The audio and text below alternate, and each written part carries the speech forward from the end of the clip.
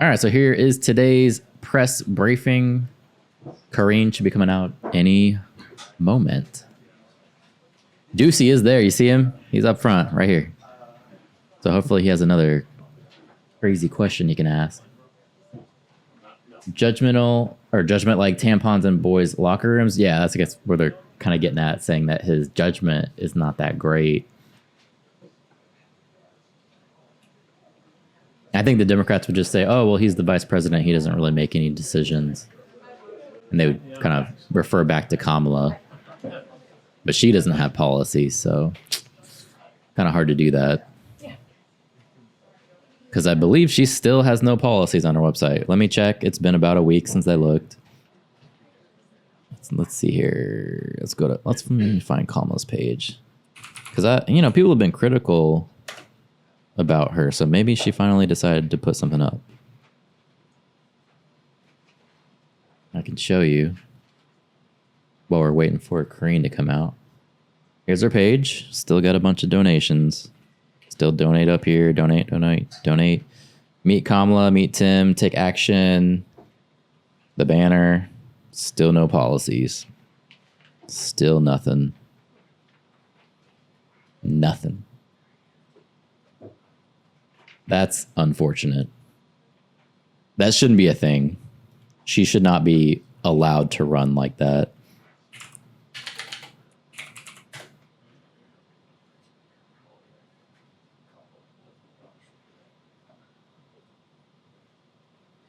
And I know there's always going to be an idiot somewhere in the comments, somebody who drinks bleach and says, oh, but Trump doesn't have policies. And they haven't even looked. They're just stupid. Here's Trump's page. Here's all of his policies. And you can actually go into fine details with a PDF here of what he wants to do. Breaks it down further than just the bullet points of what he wants to actually accomplish. Just for you idiots out there that are like, oh, Trump doesn't have any policies. Now, you can read his policies and not like his policies. That's cool. We can definitely have a conversation about that. But that's not what I'm saying. What I'm saying is Kamala doesn't have policies. There's no policies at all. Let me see if I can skip forward in this a little bit, where she actually comes out.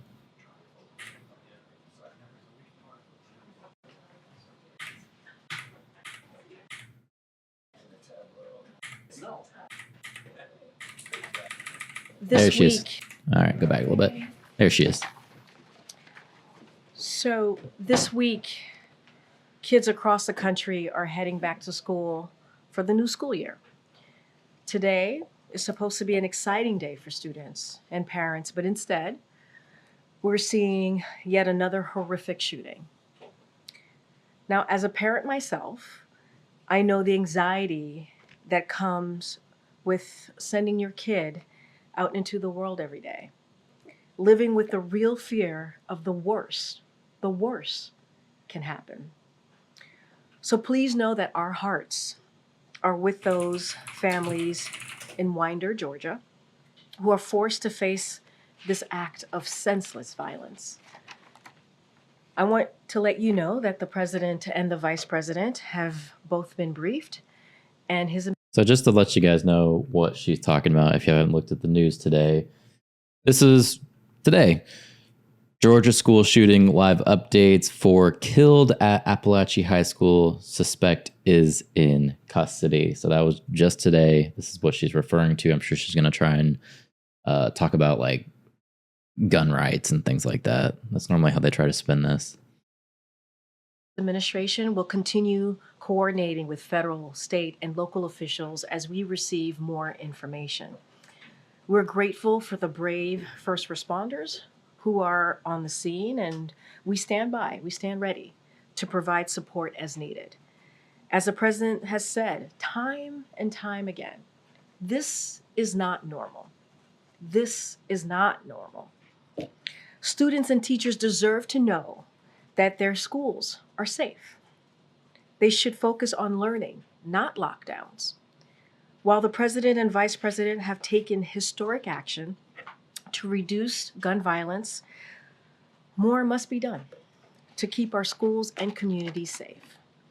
We continue to call on Congress to do something We need universal background checks. We need ban assault weapons and high-capacity magazines, require safe storage of firearms, invest in violence prevention programs, and pass a national red flag law. Enough is enough. And I cannot say this enough, which is enough is enough. We cannot allow this to happen in our communities. We cannot allow this to happen in our schools. So we have to do everything that we can to keep our children safe, to keep the people who are supposed to protect our children, who are they supposed to learn from, safe. And enough is enough. Congress needs to act.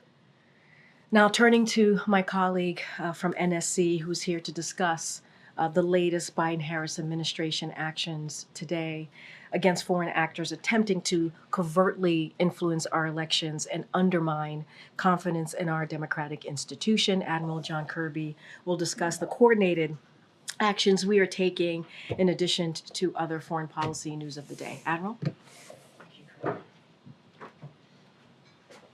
Good afternoon, everybody. I think as you saw today, the Department of Justice, Department of Treasury, and the State Department took a series of coordinated actions against foreign actors associated with the Russian government who are attempting to covertly influence our elections. Specifically, all these federal agencies revealed activities directed and funded by RT, formerly known as Russia Today, to covertly spread Russian government propaganda with the aim of reducing international support for Ukraine, bolstering pro-Russian policies and interests, and influencing voters here in the U.S. And in foreign elections as well. RT is no longer just a propaganda arm of the Kremlin. It is being used to advance covert Russian influence actions. Additionally, the Russian government is laundering influence and information operations through Kremlin-controlled commercial firms, such as the Social Design Agency, that work extensively at the direction and control of the Russian Federation. All of this activity was designed to funnel disinformation through outlets and social media influencers that a certain number of Americans find credible. We will not stand for that. So in addition to the long... They're talking about the H it and run video. Oh yeah. So when they're talking about this, they're talking about a video that we just watched previously about Harris basically hitting somebody, and the person ended up in a wheelchair. Apparently, it's misinformation coming from, or according to the White House. Law enforcement actions that were announced just a little bit ago by the Attorney General. The State Department announced a new policy to restrict visas for employees of Kremlin-supported media organizations that are affiliated with these covert activities. And they released a $10 million reward for justice for individuals associated with a Russian hacking group that's named Russian Angry Hackers Did It, or RADIT for short. So just to show you guys here, this is kind of what he's referencing. It says reports implicating Harris in 2011 hit and run stem from fake news website. And they're saying that this fake news website was just recently created. It's a Russian propaganda thing to kind of hurt her campaign. It's just saying that in 2011, she hit somebody with a car, actually two people with a car in San Francisco.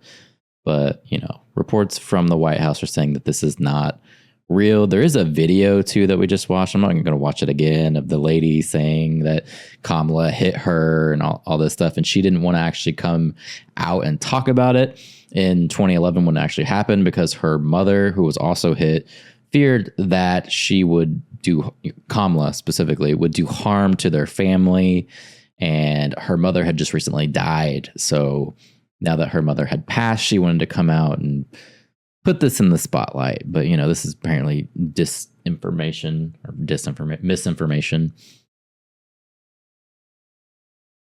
as it's also known. The State Department also designated 6 RT-affiliated entities as foreign missions, a designation that now requires them to report information about their personnel and their property to the United States government.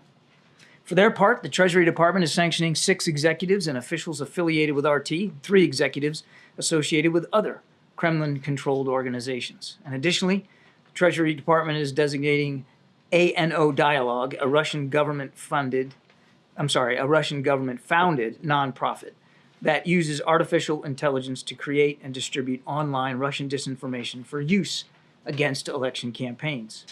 The Treasury included A&O Dialogue's subsidiary and its executive officer in its sanctions as well.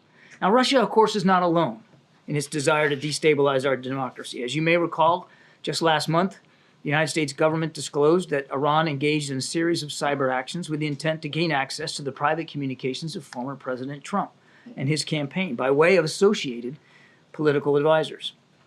Those efforts were clearly intended to denigrate former President Trump and to compromise his political campaign. We made it clear then, and we make it clear again today, that this is unacceptable, and we won't stand for it either. Let me close with just two more thoughts, if I could. First, and most importantly, we are committed to protecting our democracy and our elections, regardless of the source or the target trying to interfere with them. As today's actions make clear, we have the ability to monitor these threats, to thwart them, to identify the actors involved, and to hold the actors involved accountable. We will continue to do so. These actions are the result of months of hard investigative and interagency cooperation, and we're grateful for the law enforcement, diplomatic, intelligence, and Treasury professionals who brought it all together. They put the interest of the American people first, right where it belongs. That brings me to my second point. The hard work now must continue. No resting, no waiting, no backing off.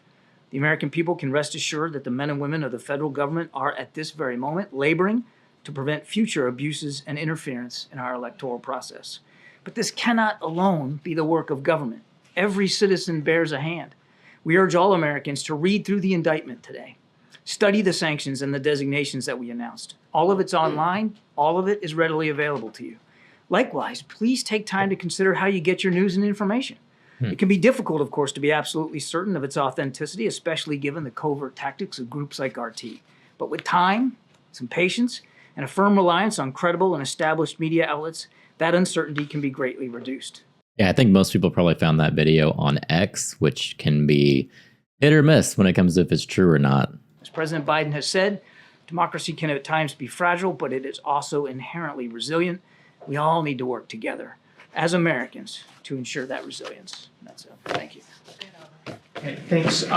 First on this disinformation campaign, can you talk a little bit more about why unveiling this now? And secondly, do you see this as just the tip of the sword? Is there more out there? And the why now question is basically, I think, in some ways, a lot of Americans would say about Russian disinformation, not surprising.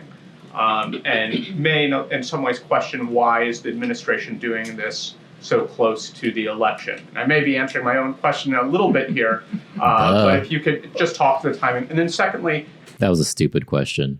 Has there been any more meetings with senior officials and Israelis today regarding the ceasefire or the situation on the Israel-Lebanon border? Okay, there's a lot there. On the why now, and I think the Attorney General talked about this. Oh, I don't know. Maybe because we have an election coming up. You would probably be worried about misinformation about an election when the election is coming. Idiot. The actions that they announced today, and of course it was coordinated with the announcements by State and Treasury, all really reflected where they were in the investigative process. And as the Attorney General said, Amr, it's still an ongoing investigation. So I wouldn't rule out anything in terms of any future actions that might be taken. Depends on where this investigation takes us. So the why now was really driven by the progress of the investigation, the certainty they had in what they had uncovered, and the ability that they believe they had to take the actions in a way that were commensurate with the goals of the investigation. So it was all really timed to the investigation, that's all. And you asked for tip of the spear. But let me go back to, you also said people are maybe shrugging about this because, well, it's just, but that's, I mean, obviously people. I thought the State Department came out a few years ago about how Russia disinformation wasn't real, and now they're trying to push it again. Probably flip-flopping depending on their political party. Let me see if I can find it. People can have their own views about whether they're surprised or not that Russia might be trying to interfere in our election, but we're not taking it lightly. Nobody's shrugging here because it's that important. It's that important to convey to the American people that we are taking the safety and security of our electoral process seriously. So nobody's shrugging about it, and we're going to constantly monitor, as I said, these threats, be able to thwart them when we see them, and identify and hold the actors accountable. On your second question about the ceasefire talks, I have no additional specific meetings to talk about today, except that even today, we are in touch with our counterparts in Qatar, in Israel, and certainly in Egypt about trying to see if we can get a proposal that can be finally culminated and a ceasefire deal can be achieved. So those conversations are active even today. There was a report that Jake Hochstein and Brett McGurk had a virtual meeting today with Dermer and I think some other Israeli officials. Is that not true? I won't confirm any specific individual sessions, except to tell you that even today, there have been ongoing conversations with our counterparts, as you would expect there would be. So even though there's not Teams meeting in Doha or Cairo right now, it's not like the effort has lapsed. Thanks, Karine. Thanks, Admiral. On the Russian interference, is there any indication of at what level this has been apparently approved in Russia? Does this go? I mean, does this go up to Putin's level, for example? And secondly, is there any sign of the this disinformation favouring one or other of the candidates in the US election? We believe Mr. Putin is witting of these actions. As for your second question, I think, look, in Iran's case, it was very clear, as I mentioned in my opening statement, and I think the Attorney General did too, very clear that they were trying to denigrate former President Trump and involve themselves in his campaign to their detriment. I would say, though, what we talked about in Russia, they are certainly trying to sow discord, feed disinformation, and try to put narratives out there through voices that the American people might find credible that support their policies, that support their interests, such as trying to diminish support in Ukraine. I can't see anything on it. So it's very consistent with what we've seen Mr. Putin do in the past. Thanks, Karine. Thanks, Admiral.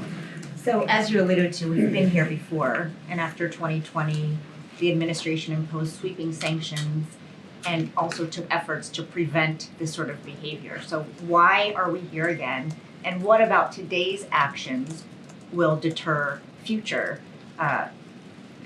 disinformation? We're here again because actors like Iran and Russia are at it again and continue to believe that it somehow suits their interest to interfere in our electoral process. So we're here because of what they've been doing, and that we're trying to hold them accountable and to make it harder for them to do this. And that's exactly what the actions today, and I'm sure actions to come as appropriate will do. Will make it harder for them. Will it make it completely impossible? Probably not, because they'll find workarounds. I mean, these are actors, in this case, driven by the Kremlin itself, that are bound and determined to try to change and influence the way Americans vote when they go in that ballot box. And that's why I said it at the end of my opening statement. Everybody, not just the federal government, but everybody needs to be concerned about this. And everybody needs to bear a hand in pushing back on the influence attempts by Russia. And then on Israel, we asked Karine, not me, I wasn't here yesterday, but my colleagues asked Karine in many different ways about the president's recent comments with regard to Netanyahu not doing enough to secure a ceasefire deal. So my question is whether he has directly expressed that himself to Netanyahu, that he is not doing enough. I would say that the conversations with the prime minister every time they occur are very direct and very forthright. These are two guys that know each other well, and the president he makes his concerns very plainly known. But for all the things that those two gents may not agree.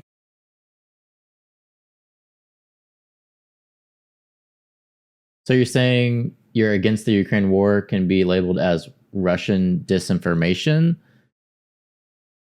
I mean, they're kind of saying that. They're not really. That's not really what they're saying. They're saying Russia's pushing information that's going to obviously be for their side. Not saying that if you're an American and you're against the Ukraine war, that you're like a Russian asset. You probably just don't want your tax money being funneled over to the Ukraine. I'm thinking these statements said it in case they lose, they can sue for an invalid election. Well, I mean, if they're judging from that video we just watched with the lady saying that Kamala hit her with a car. I think that's probably not true. Just looking at that video, it seems kind of phony to me. We can see if the story develops later because all this stuff is just constantly evolving. But right now, when I'm looking at it, I'm like, this is probably not true. This is more like a smear campaign. From what they're saying is from Russia, from domains that were just created, you know, that aren't actual news sources. So, I mean, I don't think anybody here is going to argue that Russia doesn't try to meddle in our election. Obviously, they're going to do misinformation campaigns, doing things that can support them, right?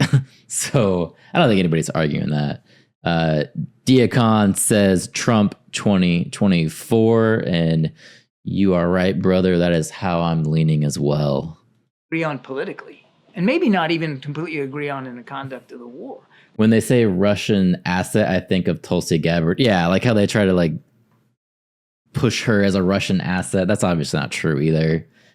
You know, They do agree on the central tenet that Israel needs to be defended, that the Israeli people shouldn't have to live next door to that kind of a threat, and that the United States and President Biden specifically is going to continue to stand with Israel as they defend themselves against this threat, and to do everything that we can to try to bring this conflict to a close. And then one quick one, just for clarification, because a lot continues to happen on this front. When the president is calling for a ceasefire, does he mean a permanent ceasefire at this point, or does he mean one long enough to allow the hostages to be released? Well, it's a little bit of both. I mean, the ceasefire that we're really trying to drive out right now is getting to phase one, which gets you 6 weeks of no fighting. 6 weeks of no fighting, and that means more humanitarian assistance and then getting at least the first tranche of hostages out, the ones that are at the most risk, elderly, sick, women in particular.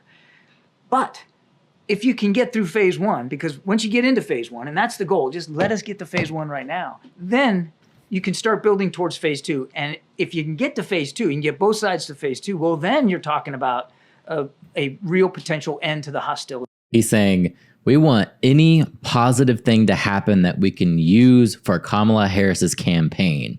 That's what we're here for. Gerald says both sides support Israel 100%. The socialists and progressives are upset. Yeah, I mean, it's pretty common that we're going to support Israel. That's just what America does. I feel that every time the U.S. calls Netanyahu, he sends us to voicemail. Yeah, he's not trying to do a ceasefire. He's trying to light them up. In general, which of course will be a general ceasefire. So what we're focused on right now is phase one. That's a 6-week ceasefire. Thank you. Yes, ma'am. Appreciate it. Taking a step back, just to follow up there, has the message from this administration been to families of Americans held hostage still that the only hope for their loved ones is getting to phase one of that ceasefire deal?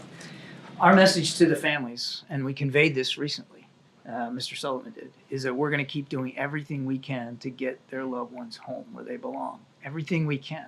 Right now, we continue to believe that the best option, the best possible way to do that is through this deal that's been on the table now for how many months.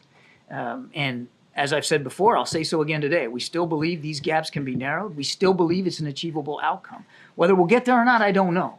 But we still believe that that we're close enough that we got to keep our shoulders to the wheel. I guess my question is, it might be the best option, but is it the only option? I think it would be imprudent for me to either negotiate the details of this deal in public or to speculate about any other kinds of What happens if it falls opportunities might occur if it falls apart. I just don't think it would be useful for me to do that. What I can assure you, and we have assured the families, is that President Biden and this entire national security team is 100% dedicated to getting their loved ones home. Right now, the locus of that energy, the full focus of this administration is trying to get this ceasefire deal in place. Switching gears to Ukraine, obviously a big shakeup in the government there. Is that the kind of thing that the U.S. is giving advice on or weighing in?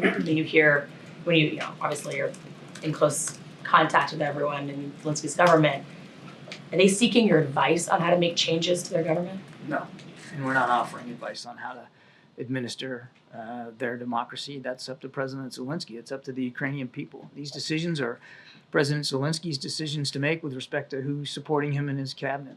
It's not going to change the way we interact with Ukraine. It's certainly not going to change the support that we're going to continue to provide them. Great. John, on a different topic, has the president spoken to his counterpart in Japan about plans to block the merger of the U.S. steel deal? And are you concerned that it will impact relations between the two countries? No, there's no conversations to speak to, Jeff. President has been very consistent on this. He believes that American steel companies ought to be American-owned. There's a CFIUS process that needs to occur. This is the kind of potential transaction that we believe is suitable for a CFIUS review, and I really can't go beyond that. Just on a different topic then, back to Israel. Do you have a timeline for when this latest peace proposal is going to be made? Ultimately, we'd like to have it now. There's a real sense of urgency here to try to get this done. And as I said earlier to Amr, I mean, even today, we've been having very active conversations with our counterparts in the region to try to get it across the finish line. We want to get it done now. It needs to be closed. Gerald says Trump wants to end the war in Ukraine on day one. I think everybody wants to end the war the first day in office. Just, can these people do that? What is their strategy? I've heard Trump give many rallies about, I'm going to have it. I'm going to have the war over before I actually take office. But how's he going to do it? He said he's going to do it with a phone call. Okay, I don't know if I kind of believe that. That seems a little, maybe they can come to some kind of agreement. But of all the things that Trump is campaigning on, I don't know if that one's actually legit. John, you're obviously willing to acknowledge that Iran's intent in attempting to interfere in the election is to, as you put it, denigrate a former president. You don't seem willing to acknowledge that Russia's intent is to denigrate the vice president. Why is that? I'm just telling you what we've learned through the investigation and what we've seen. I'm reiterating what the Attorney General laid out this afternoon in terms of what RT has become and what this social design agency was trying to do in cyberspace in terms of sowing disinformation and discord. It's not for some sort of... Not to sound like a bastard, I don't care about ending wars. I want to stop our funding of them. That might be a controversial opinion, but I think a lot of people feel like that. I think they just don't want to see their tax dollars going to a different country. There's a lot of people who are struggling, like we were talking about before. There's a lot of people in this country, they're only making $14, $15 an hour. All these prices are skyrocketing, and they see all of this money going over to these different countries, and they're thinking, well, maybe our country should be taking care of us instead of these other countries. That's a legit opinion to have. I understand where you're coming from. It's not to say that you want these other people to die, but you're paying the tax money and it's not going to actually help you. Kamala has never said she's interested in ending this war. I watched a lot of her speeches. She doesn't specifically say that she wants to end the war. I think it's more implied. I don't think anybody really wants war. I can't think of any time that she said that she wants to end the war or even ran on that as her campaign. She's talked about the deaths and not wanting that to happen for sure. I know she had a lot of protest at the DNC, and even some of her rallies, she was being protested. So, yeah, I think you're right. I can't think of any time that she even talked about ending the wars. She's talked about the situation, but not ending it specifically. Queasiness about talking about their intentions. I'm just laying out what we've seen and what the law enforcement actions were taken today and why they were taken today. But obviously, when we have something declarative that we can speak to, we'll speak to that. And then just on another matter, there's a report that a U.S. service member was detained in Venezuela. Do you have a comment on that? I can confirm that a U.S. service member was, in fact, detained in Venezuela. My understanding is that this individual was on some sort of personal travel and not official government business. I think the Pentagon has spoken to this or plans to provide a little bit more context on it. I really can't go beyond that. We're obviously, just the last thing I'd say is we're obviously in touch as appropriate as you think we would be with Venezuelan authorities to try to get more knowledge and information about this.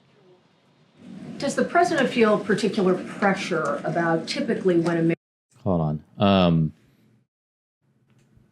if Kamala becomes president, does she get the presidential war kick back automatically, or does she have to negotiate with them for herself? I'm sure she gets plenty of money, but just for Gerald's point there, I'm bringing this up here. This is BBC, so you would think for like a Democratic opinion, this would be pretty honest. And it even says here for Kamala's points, it says she also vowed to support the Ukraine war against Russia for as long as it takes. Ms. Harris represented the U.S. in June at the peace conference convened by Ukraine and Switzerland, where she reaffirmed Washington's support. So yeah, she's pretty much running on the platform of let's funnel all this money to Ukraine still. Let's keep sending that money over there. We got to support them, let them defeat Russia and protect themselves, yada, yada, yada. I don't think I've heard anything about peace talks at all. She did talk about like getting the hostages out and how awful that is, but I don't know if she's ever talked about peace still. She's more pro Ukraine than actually wanting to end the war.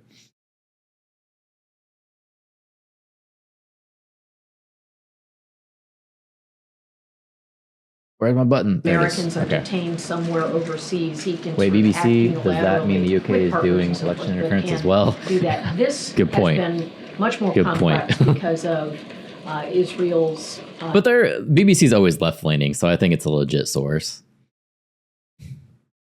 desire to lead anything. Does he have a separate track for unilateral actions that he could take, and does he have a timeline for that? Nothing's more important to the president than safety and security of Americans overseas, particularly those that are being held hostage or detained. And of course, the president wants to take the widest view possible of options available to him to secure the release of people that are held hostage or detained. And you've seen that we have not been loath to get creative in trying to figure out ways to do that. Of course, we think through many different options and alternatives. It would be irresponsible if we didn't, Kelly. But, as I said earlier, we still believe, and part of that is because we know we have gotten this done before with a previous hostage swap. We still believe that this is the best way to move forward. But we'll see where it goes. And obviously, I'm certainly not in a position, nor would I ever try to close down decision space for the president in terms of options that might be available to him. Oh, thanks so much. Just to put a finer point on Jeff's question from earlier about the steel deal, can you say there has been reporting out there saying the president is prepared to nix that deal? Can you confirm that reporting? I cannot. And one other sort of just a quick question about, I didn't quite hear what you said about Putin's personal involvement. He was witting of this. He was witting of RT's activities. Okay. John, do you see a possible link between Russian attempts to undermine the support for Ukraine as a part of this operation and a 6 months delay in approving supplemental in Congress that we had earlier this year? And if we can stay on Ukraine, today Russia hit Lviv with ballistic missiles. It's a western city. 7 people were killed, also a 7-year-old girl. Yesterday was Poltava. It's a central eastern Ukrainian city. How does it make sense that Russia keeps on killing Ukrainians while Ukraine and killing Ukrainians even far away from the front lines, while Ukraine is not allowed to use provided weapons to hit military targets inside Russia, where these attacks are coming from? Yeah, I on your first question, I cannot point to connective tissue between RT's covert influence activities and the delay of the supplemental. You know, you should talk to members of Congress, the Republican side in particular, who held that up. And they can talk to their reasons for why they did that. And for that 6 months, you want to talk about what's going on in Ukraine today? For that 6 months, Russia made gains. Russia gained ground. They took territory. They killed more Ukrainians. And they really put the Ukrainian forces up against it because they didn't have the weapons to fight back. That was a tough 6 months, and it did set back the campaign in Ukraine. As for what's going on now, we condemned it yesterday, and we condemn it today, what Mr. Putin's doing. Easy. Russia has their own weapons. They don't need permission to use them. There you go. Bingo. That's the one. Hitting civilian infrastructure, trying, especially in advance of winter coming, knocking out energy grids. It's despicable. Unfortunately, it's a play right out of his playbook. It's not something new he hadn't done before. Nothing's changed about our view that Ukraine should be able to use the tools it has available to it to defend itself. And that's why air defense continues to be a prominent issue in these security packages that we're giving, so that they can help defend against these attacks on their energy infrastructure. But let me inside Russia where these attacks are I was getting there. I was getting all warmed up. I was getting there. I'm telling you, nothing's changed about our policy with respect to long-range strikes inside Russia and for Russian territory. I also think it's important to note, if I might, that 90% of the aircraft that Russia uses for glide bombs and long... Zelensky knows the funding would dry up if they end the war. Yeah, for sure. I mean, come on. We don't need to be spending all that money. We shouldn't be spending all that money. It's kind of ridiculous. That's not Russian misinformation. Nobody wants to be giving them all that money. Long-range strikes. Well, we've done the math on this. 90% of them lie outside 300 kilometers from the Ukrainian border, deep inside Russia. So the argument that somehow if you just give them an ATACM and tell them it's okay, that they're going to be able to go in and hit the majority of the Russian aircraft and air bases that are in fact used to strike them is not true. It's a misconception. So we don't foresee the change in policy ever? I don't have any policy changes to speak to today. Oh, Thank yeah. you. First on elections, this is an election year. Elections are being held across the world in dozens of countries. During your investigations, did you come across that Russia and Iran, the two countries that you named, try to interfere in the elections for other countries as well?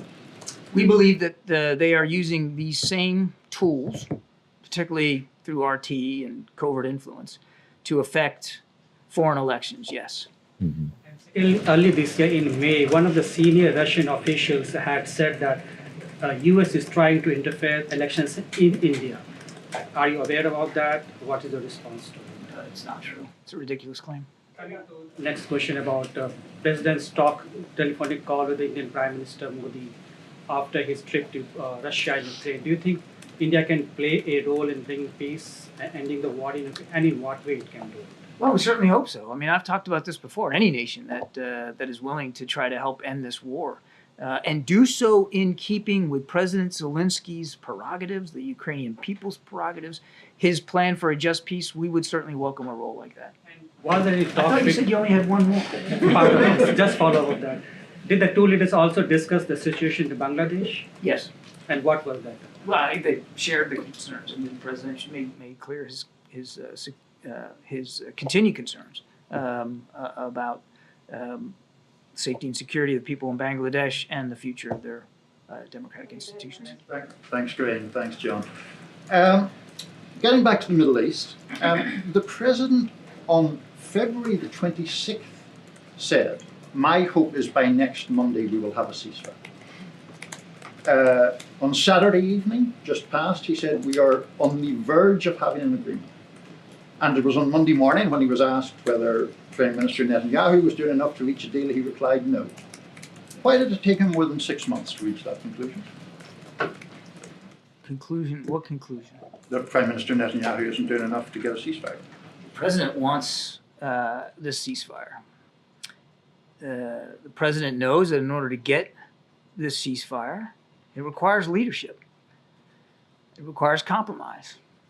And it requires a common understanding of exactly how this ceasefire is going to benefit the people of Israel and the people of Gaza. And there are substantial things in here for the people of Gaza. But if you're asking me to apologize or issue some sort of regret because we want to get caught trying, because we want to see it over the finish line, because there are times when we've been optimistic that we can get there, only to learn that we couldn't, I ain't gonna do it. There is nothing wrong with continuing to try to achieve this incredibly difficult negotiation and in this outcome, a ceasefire that again would visit terrific benefits all around, including in the region. And so have there been times when we've been stymied? Yes. Have there been times when we thought we were close and turned out that we weren't as close as we thought? Absolutely. And you know what? Today might be one of those days. Even today, I told the gaps are, we can narrow them. And today might be one of those days that maybe I'll prove to be wrong. But no apologies for trying. No apologies for keeping the shoulder to the wheel. But the issue isn't apologies with trying. The issue is, does the administration have a realistic view of Prime Minister Netanyahu's willingness to make peace? I think we know Prime Minister Netanyahu pretty well. Nobody better than Joe Biden. Sincere with I've one answered the pace. question. Thanks. Earlier this month, Vietnam's president traveled to China and met with their president. We're hearing that Vietnam's president could meet with Biden on the sidelines of the United Nations General Assembly later this month. Can you confirm this meeting or just comment on the significance of such a meeting given the state of Which meeting? the The meeting between President Xi and the President of Vietnam, or a potential one between President Biden? potential one between the U.S. and Vietnam? I don't have a schedule for the UN General Assembly to speak to today. As you know, when the president goes up to New York for the General Assembly, not only does he deliver remarks, but he does conduct a series of bilateral discussions. We'll have a much more robust. Who will protect women and children from traffickers? I think those poor people are in trouble. Are you talking about like U.S.? That's pretty much Trump's whole campaign. He's running on closing the border and having better border security and kicking people out and all that. I may be missing something, but since when is politics a part of Twitch, a gaming stream platform? That is a genuine question. That's the first time I've seen this section. This section's actually been around for a while. Politics has been there at least 4 years that I can think of, probably longer because I don't really use Twitch that much. But yeah, it's been there. I don't think politics is really hot on Twitch. It's more hot on YouTube usually. So the section is really small. When it comes to Twitch, people like their just chatting section. That's the big one. Agenda to speak to as we get a little closer to that. But look, on Vietnam, I mean, as you saw, the president upgraded our relationship with Vietnam to a full strategic partnership. That's a big deal. And we know that Vietnam values the relationship with the United States, but they're also a neighbor of China. They live in the neighborhood. And of course, every nation's leader there has to determine for themselves what that bilateral relationship with China is going to look like. We respect that. Thank you, I appreciate it. First, thank you. There have been plenty of agreements set forth by other countries for both wars, but this administration keeps rejecting them because it doesn't have Biden's name on it. Is that true? I didn't actually know that. Which countries have been doing that? First on Russia, this is the type of activity that's been going on for the better part of a decade, and this You mean the election interference? Yeah, and the usage of particularly social media profiles to report false accounts and false narratives. And I'm wondering what role you think the companies and the platforms play in allowing these accounts to proliferate. These are private companies, and certainly they have to make their own decisions. It's not about, we're obviously are respectful of freedom of speech, and certainly respectful of the private decisions that these companies' leaders have to make. But we do think it's important, and today's actions and the way the Attorney General laid it out is important to expose it, to disclose it.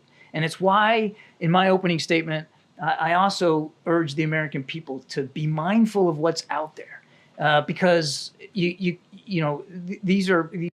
Russia has been brought up. Interesting to see what American officials have to say about my country.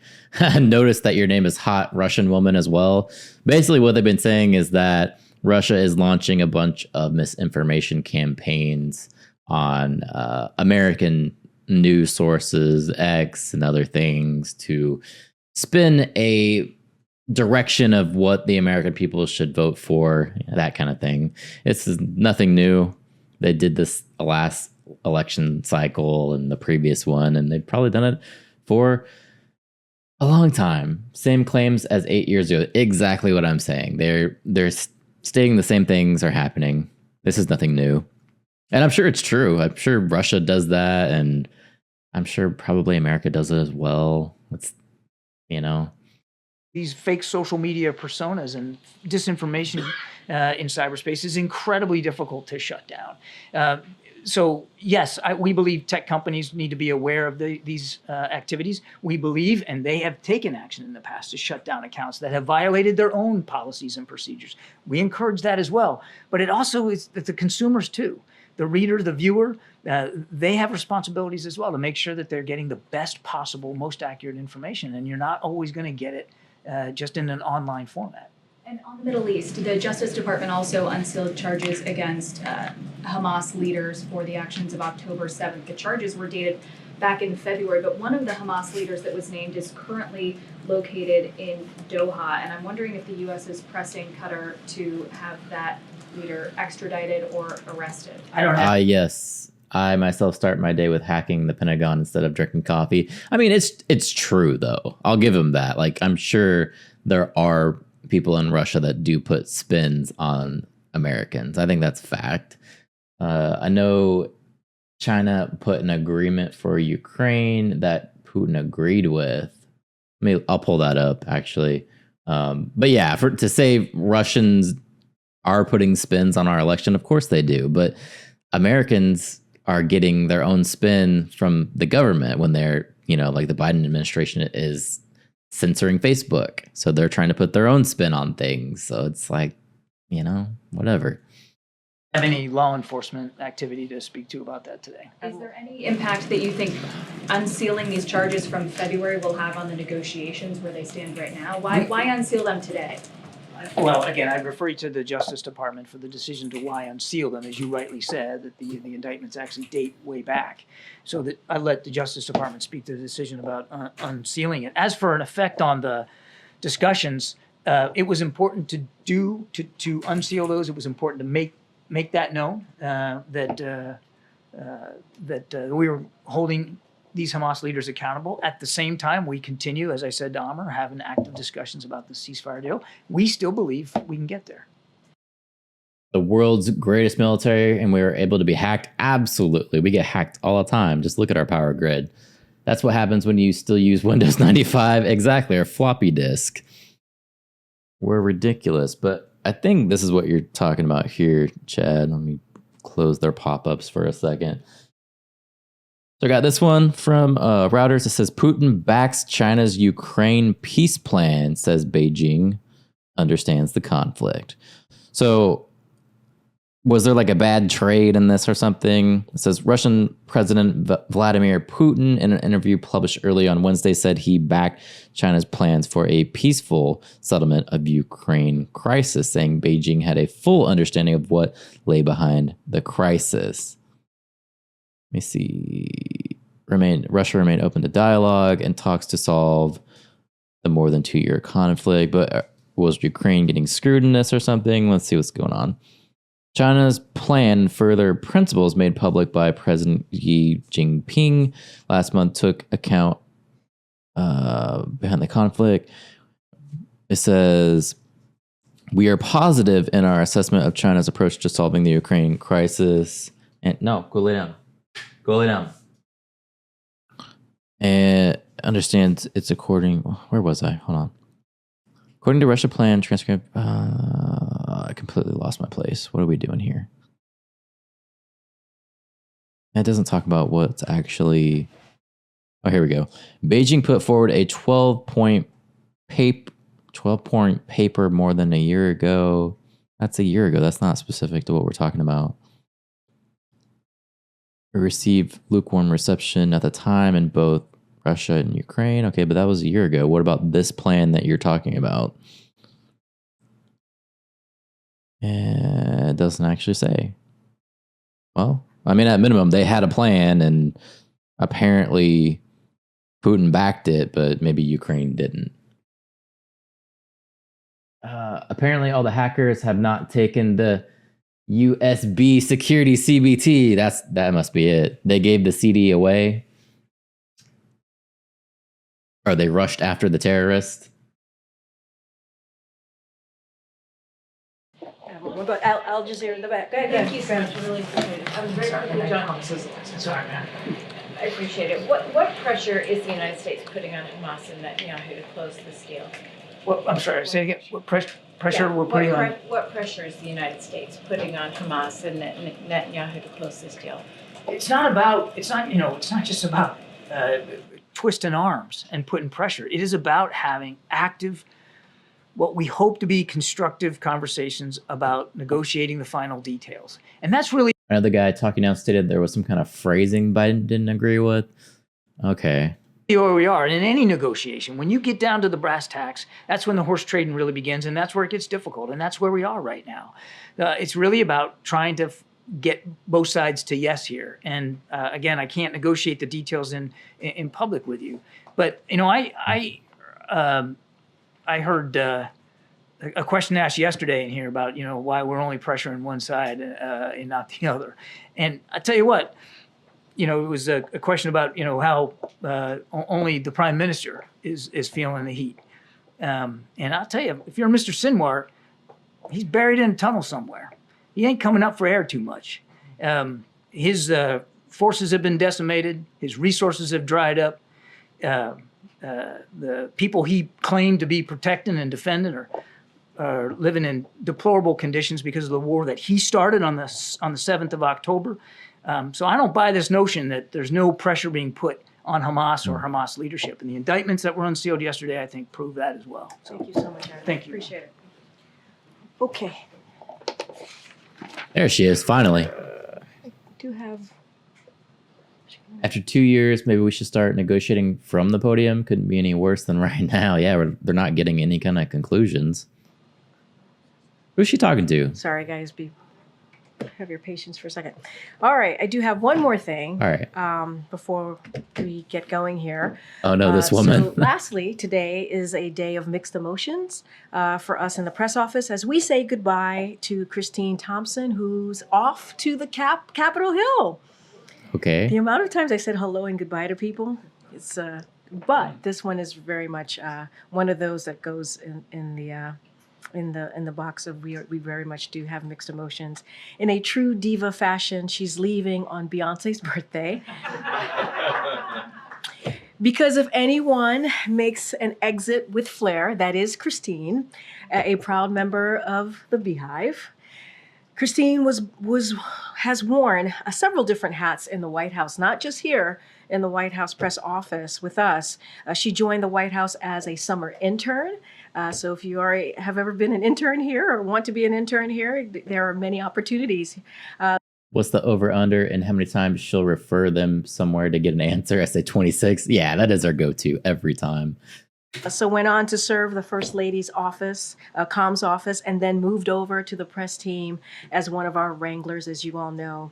She's from Alabama, and she is Alabama all the way down with Southern charm, Peter.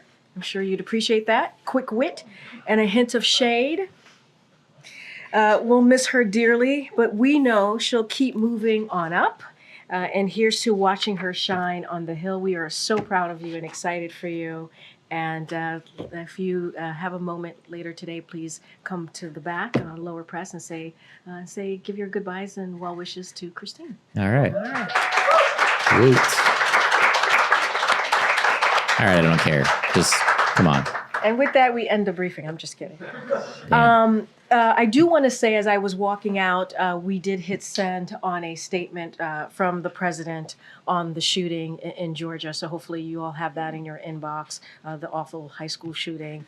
We will continue to work with local officials, and we stand ready to work with law enforcement on the ground. It is a horrific, horrific day, a sad day when kids go to school and have to deal with that type of violence. And that is something that is in the president's statement. He talks about how it's personal to him.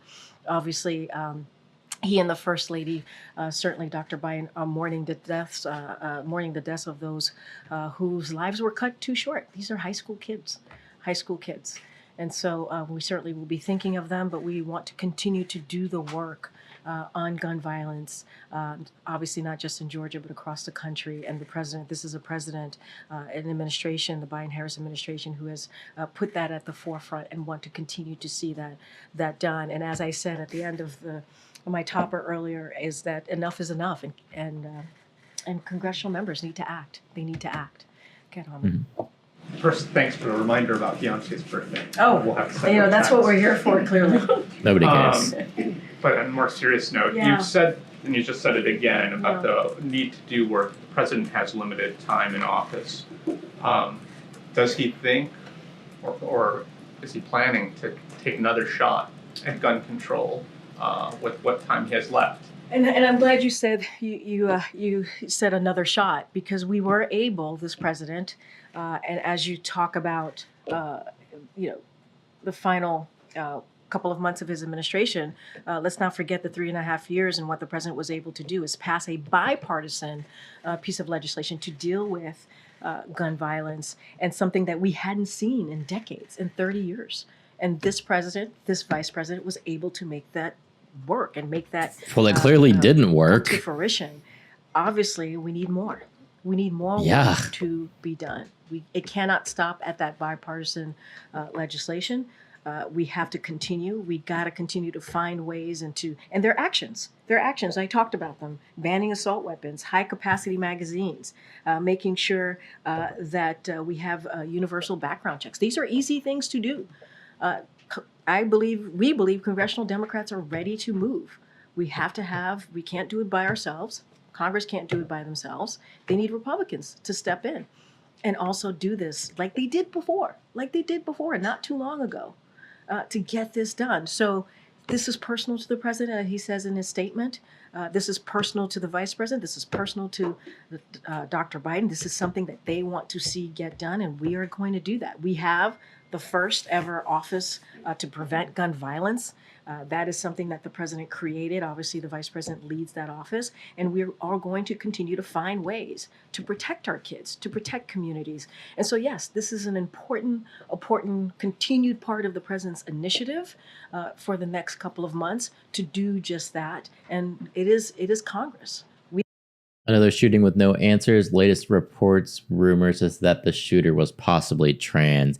They did that with the last one. They do it with all of them. It's whoever gets to the issue first, they're either this white dude or it's a trans guy somewhere. Like, I don't know, man. Let me see if I can find something on it. We have laid out what it is that we believe needs to get done. They need to act. Can you lay out any plans for the president? It's going to be his final September 11th in office, and that's always been a big deal. Whoever the office holder is, how is he going to spend September 11th this year? I believe we put out a statement saying or confirmed that the president and the vice president are going to be in New York on 9/11.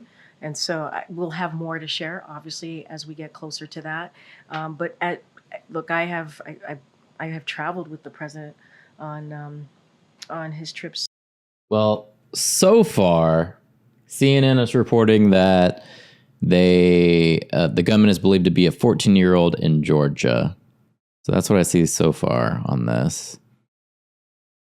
He's believed to be a 14-year-old. A law enforcement source tells CNN. The source said it's not yet known whether the teen attended that school. The suspect is alive and in custody. So if he, is trans, I'm sure that's going to come out here shortly, but we don't know yet. 4 people were killed in the shooting. 9 others were transported and injured. Let's see. No, it doesn't say anything about the person. Either way, it doesn't really matter. The whole thing is fucked up. We don't want that happening to our kids. As it relates to that horrific day.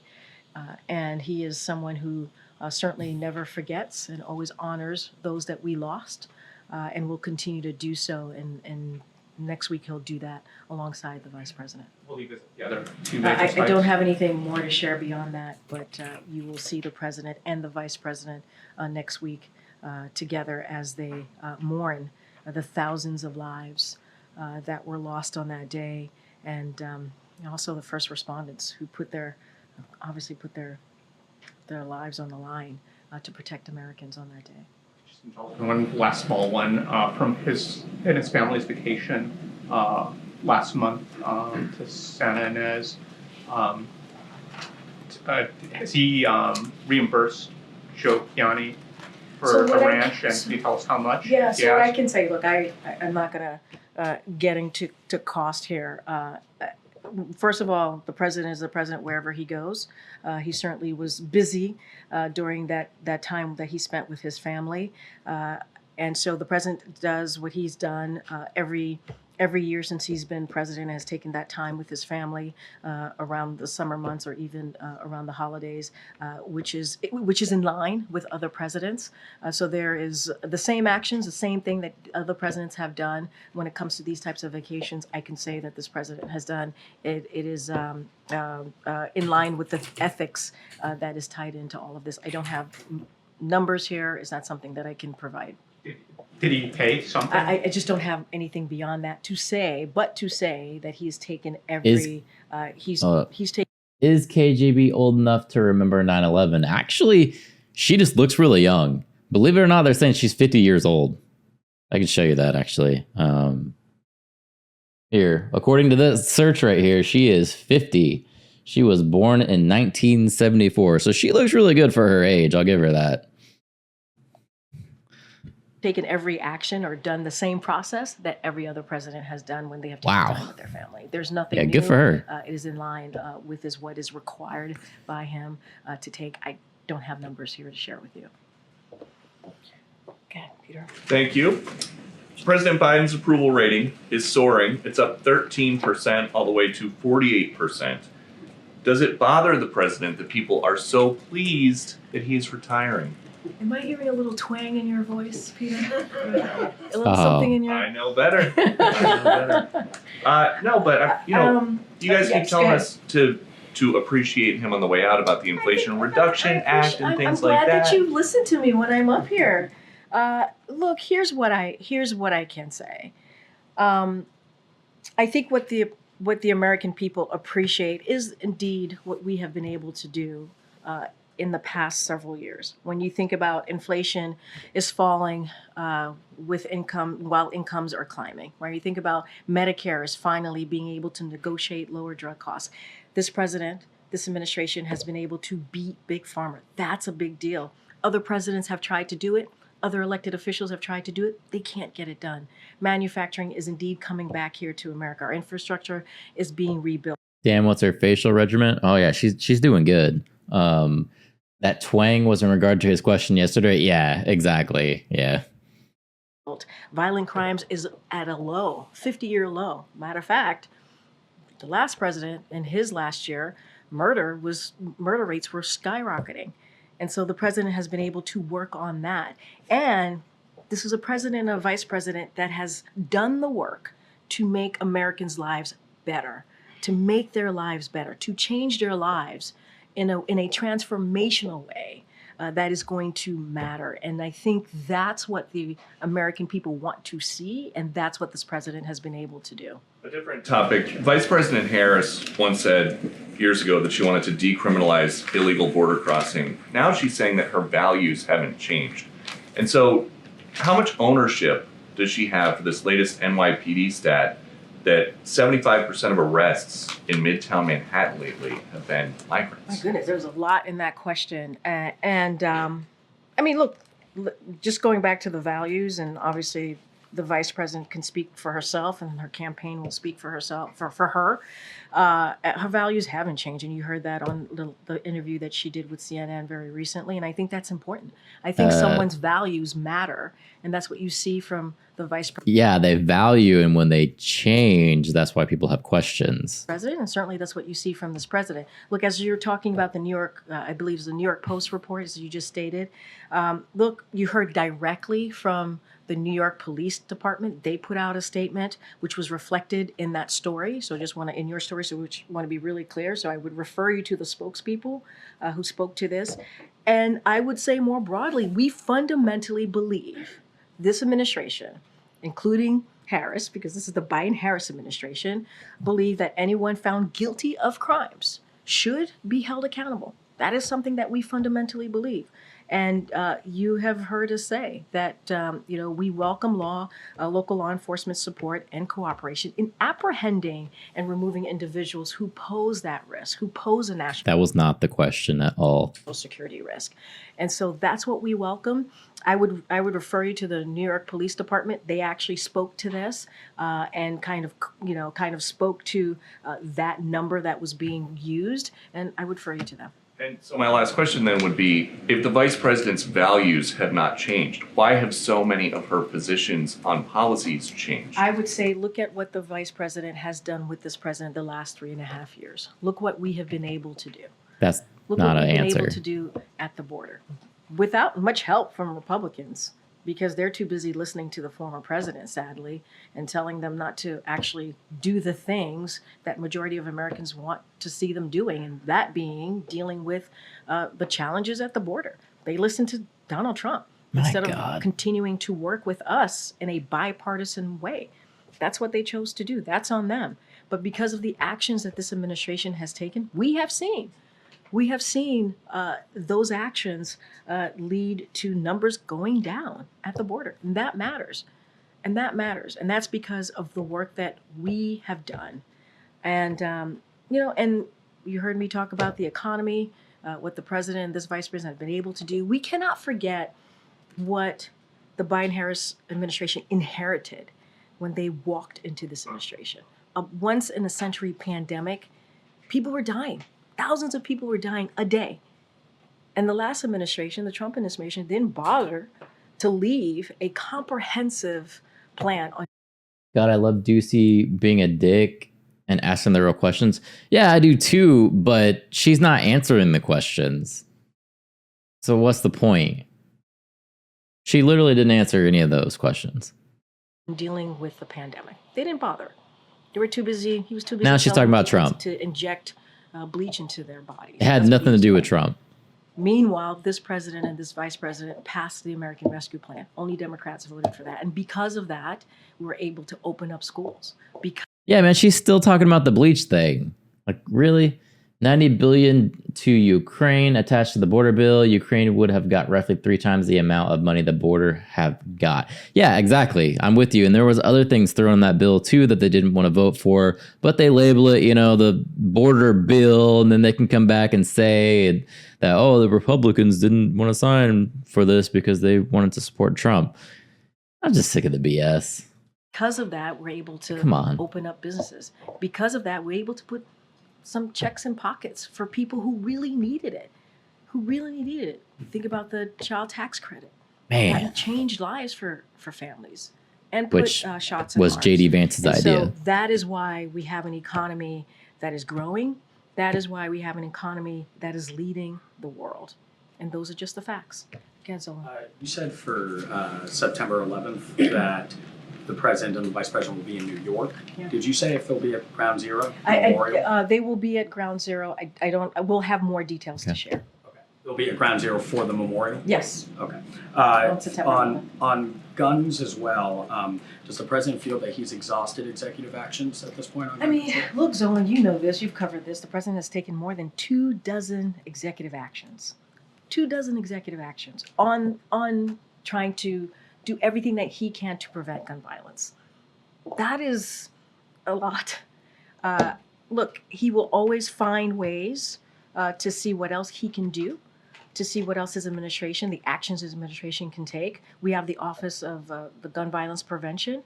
And what that does, one of the things that does is those executive actions and also that legislation that was passed and that he signed to make sure that we move quickly with those actions and particular components of that act, and so that we put that out there into communities and make sure that we're doing everything we can to continue to keep or to try to keep communities safe. But the answer is legislation. We have to have laws, more laws, additional laws, so that we can protect communities. But as far as the White House, do you feel that is the White House fully in implementation phase with the actions already taken, or are there any executive actions that could? As I said in my answer just seconds ago, we are going to do everything that we can, his agencies out there, including with the president, to see what else can be done. But more than 24 executive actions is nothing to sleep on, right? That is something that he moved forward on because Congress wasn't moving fast enough, right? We were able to get that bipartisan act done, but we needed to do more. And so, look, we'll always find ways to move, to see what else can be done, but we have to get Congress to do the work. We know congressional Democrats are ready to do the work. We need congressional Republicans to join those Democrats. Look, but signing the law, the bipartisan Safer Communities Act, was not a small feat. That was a big thing to In get terms of done. congressional help, has Yes. does he have any meetings scheduled at the White House or, does he have any meetings scheduled with members of Congress to actually talk about a way forward? So I don't have any meetings to read out to you that relates to this particular issue. I say this all the time. We have the Office of Leg Affairs. They talk to congressional members pretty regularly on an array of issues that's important to the president, to the American people. Certainly that will continue, but it doesn't stop us continuing to say how sad this day is, to really be clear that this should not be happening, and enough is enough, and we need to continue to do the work, and that really is on the other side of Pennsylvania. Congress has to continue to do the work to stop this, and that it means we need laws. We need laws. Okay, Jeff. Kirby mentioned that regarding U.S. Steel, that the president's position on that, and that it was appropriate to have a CFIUS review. Can you give us an update on where the CFIUS review stands and when you expect to hear from them? So I don't have any news to make today on anything like that. The CFIUS review, as you know, is incredibly independent. The CFIUS 24 EAs and a new weapons office and still no change. We need more laws to control the population. Sounds kind of tyrannical. I agree. They're not going to stop until they ban your AR. I don't have a solution. I know it's an issue. I think we all can agree there's definitely an issue going on here, but there's probably a better way to solve something like this. hasn't transmitted a recommendation yet to the president, and that's the next step in this process. But I don't have anything else to add beyond that. Look, you heard from the president and the vice president on Labor Day. They were very clear. They are committed to ensuring steel is made in America. That's what the president said, and making sure that unionized workers and U.S. Steel should remain an American company. That's what he wants to see. As far as the CFIUS review, they're going through their process. They'll make a recommendation. We just don't have anything to share on it today. Okay. Thank you, Corinne. The president's son, Hunter, is set to begin a trial for tax issues later this week. I was wondering if the president plans to attend any part of the trial. So what I'll say from the top, and you have heard me say this many times, is that Hunter is a private citizen, as you all know. So when it comes to his own legal circumstances, I would certainly refer you to him on his personal representatives. I would say as well that, of course, the president and the first lady, they love their son. They're proud of his resilience and his strength, and they support him as he continues to move forward in his life. I don't have anything else to add beyond that, and I will just leave it there for now. Has the president advised Hunter in any way on how to approach? He's the a trial? private citizen. He has his own legal representation, and I won't share beyond that. I won't give it beyond that. The president's statement about the shooting talks about how it's personal to him. You've mentioned that a few times. Can you just speak at all to how he reacted to the news when he heard today? It's that we are back here again. We are back here again. You're right. It's devastating. It's devastating. It is. You heard me say this, and I think it's in the president's statement as well. It is in the president's statement in that first paragraph where he talks about this is basically a school year, a new school year. Yeah. CNN reports that the high school had a warning call earlier today about the attack, and they didn't do anything about it. They didn't stop them from going in. This is supposed to be an opportunity for kids to celebrate, see their friends, be joyous, as the president says. And yet we see another horrific shooting. And it's heartbreaking. I mean, when the president says it's personal to him, you hear something like that. These are children. Yeah. Children. Let's follow up then Dylan's questions. You laid out everything you want Congress to do. If it is so devastating to this president, what is he doing to help Americans feel better about sending their kids to school tomorrow? So, if you look at the president's actions and what he has done since almost day one of this administration, if you think about the 24 actions that he's taken, executive actions that he's taken, that is showing Americans that this is an issue where whether it is sending your kids to school, whether it's your community that he cares about and wants communities and schools to be safe. We should be safe in our communities. And then he worked and reached across the aisle when people said he could not get it done because it's been decades since we were able to get something like the Bipartisan Safer Communities Act done. The Second Amendment killed the kids. The right-wing pro-Trump NRA killed the kids. I wouldn't say that Trump supporters killed kids. That's a little bit stretching. And he reached across the aisle to get that done. I think that shows to the American people that he took this very seriously. And lastly, he started the Office to Prevent Gun Violence that the Vice President leads.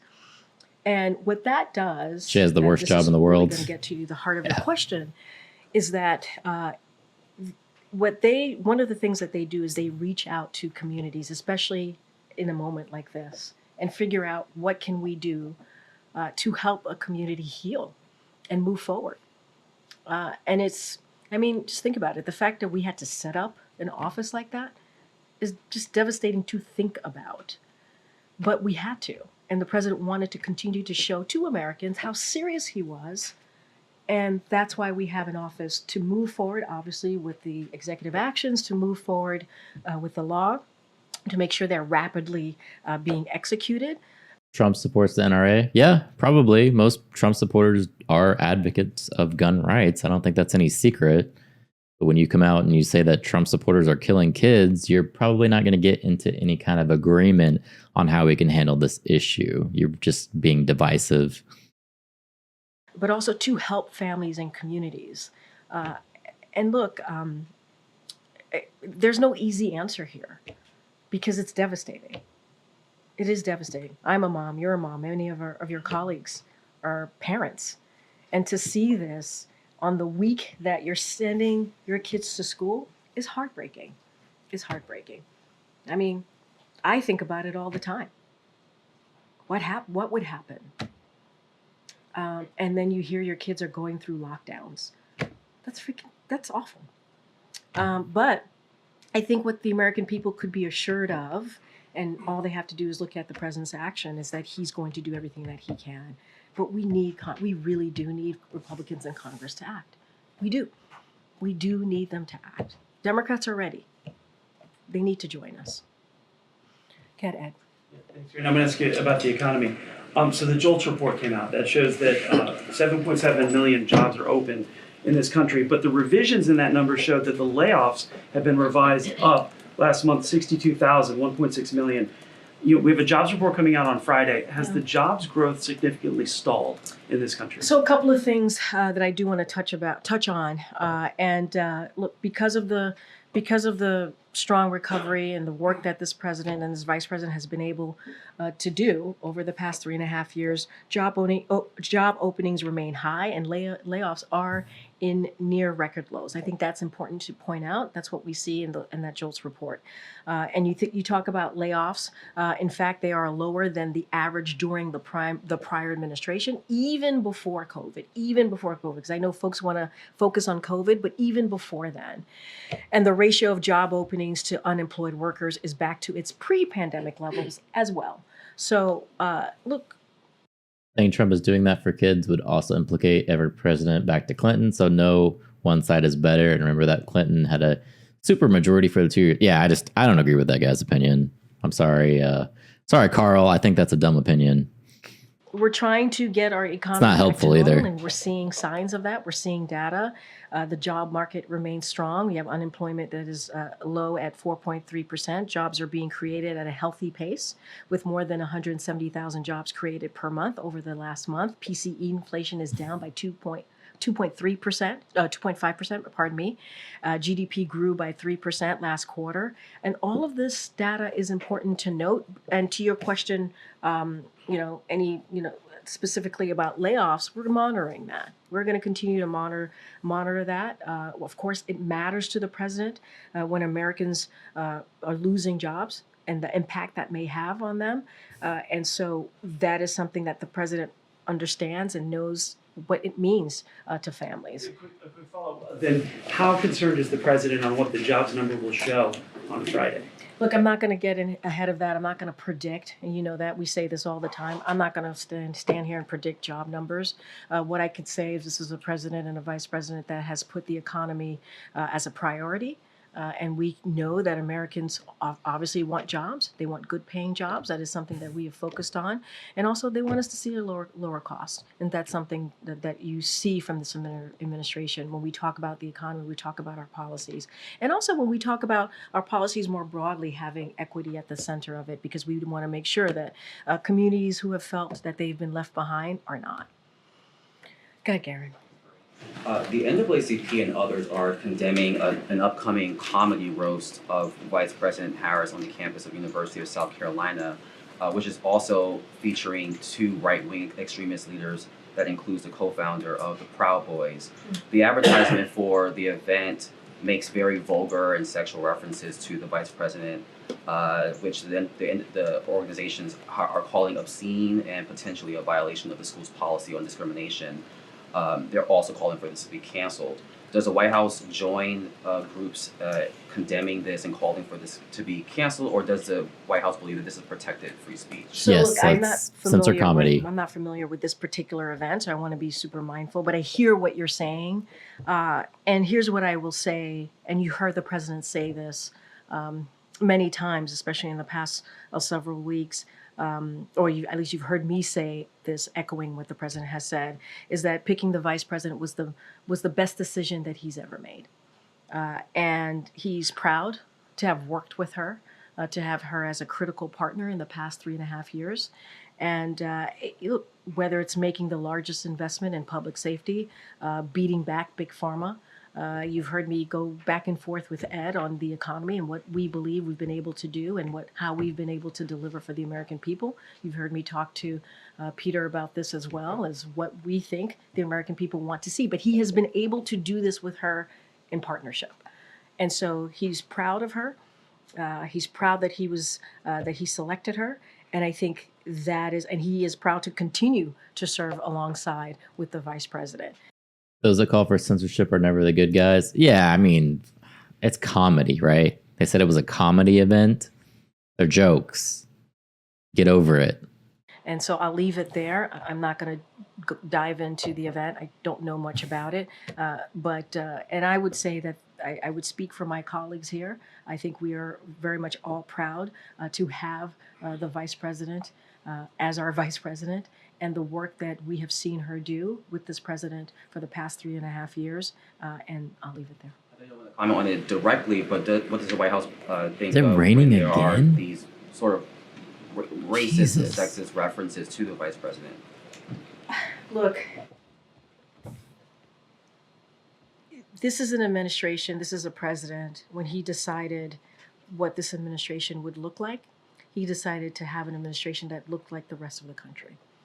He wanted it to make sure that it was diverse, and because it was important to him to have certain communities who have felt like they've been left behind to have a seat at the table. That's what this president has been able to do. And you see that. This is the most diverse administration in modern political history. I think that says everything that you need to know about what this president cares about. And that starts with the vice president. The vice president, who called the president a racist. Decision to pick her as his running mate. And he was very purposeful, mindful. She was obviously experienced, and he knew she can do the job, and wanted to make sure that we had a diverse administration to go alongside that. And, it is, I think that is the most important thing that matters. I can't speak to everybody else. I can't speak to every racist, misogynistic, sexist comment that's made out there. What I can speak to is what the reflection of this administration and what we have been able to do and how we have represented in a way I think that many Americans should be proud of. I certainly am. And to make sure that people feel represented, not just in how we look, but in the policies that we have put forward. And I think that's what matters. Okay. Oh, sure. Sorry. What does the White House make of recent elite colleges like MIT, Amherst, and Tufts reporting sharp declines in Black and Latino enrollment and increases in white enrollment since the affirmative action ruling from the Supreme Court? The President and the Department of Education released guidance and resources to campuses to continue diversity on college campuses. Obviously, this data suggested that isn't necessarily working. Does the White House believe there is more it can do to prevent this trend from happening in other college campuses? So a couple of things, and this is really very important because we call that out, that this could potentially happen when the Supreme Court made that decision. Their decision moved the nation backwards, as you're laying out, and in what we're seeing right now, and unpended decades of precedent that allowed America's colleges and universities to build vibrant, diverse environments. I just talked about the importance of this administration and being diverse and representing majority of this country and what this country looks like. So the president called on college and universities to seize the opportunity to expand access to educational opportunity. And this administration has issued guidance, as you just stated, on specific. So I didn't know what she was actually talking about there, but just to show you guys, this is CNN. Basically, it says Supreme Court guts affirmative action in college admissions, and they're saying the Supreme Court says colleges and universities can no longer take race into consideration as a specific basis for granting admission, a landmark decision overturning longstanding precedent that has benefited Black and Latino students in higher education. So that's what they're actually talking about there. Actions universities can take to provide opportunity to all Americans. We know, we understand and we know that the talent exists in all communities. It's clear more work remains to be done, and we'll continue calling on schools to build pathways for upward mobility and success. And that is what I know the Department of Education is focused on, and I know that this is something that is incredibly important. And so we have made putting that aside, we've made historic investments in HBCUs, and we have. That is also why the president has made student debt relief a priority, and so we'll continue to do everything that we can to ensure that Americans have access to educational opportunities. That is our commitment. That is the president's commitment, and you have seen that along the way over the past 3.5 years. Okay, Alicia. So 4 years ago, you were serving as chief of staff to then candidate Harris for vice president. Is there anything you can share about how she prepares for a debate? Oh, that is very interesting. Very clever, Weisha. Well, you would know. You're right. I would know. Look, I do want to be. What you just stated is correct. That was my role 4 years ago. I was the chief of staff to the running mate, obviously, who's now the vice president, and involved in the debate at that time. I do want to be mindful because obviously in less than a week, there'll be a debate that the vice president will be participating in, and I would have her campaign speak to that specifically, however they wish to talk about that. What I can say, more broadly speaking, is, and I think you've all seen that, especially very recently, the vice president is smart.